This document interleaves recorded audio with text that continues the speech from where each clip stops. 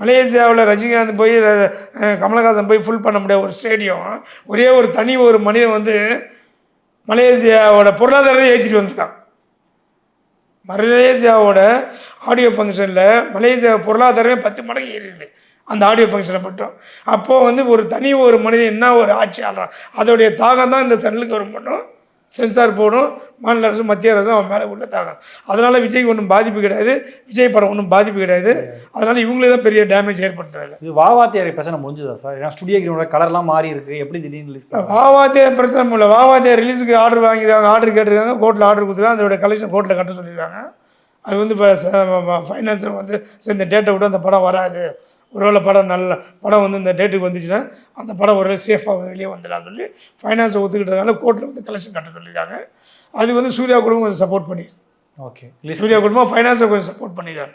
Okay, ஃபைனான்ஸை கொஞ்சம் support பண்ணுறாங்க, அதான் அந்த படம் வருது.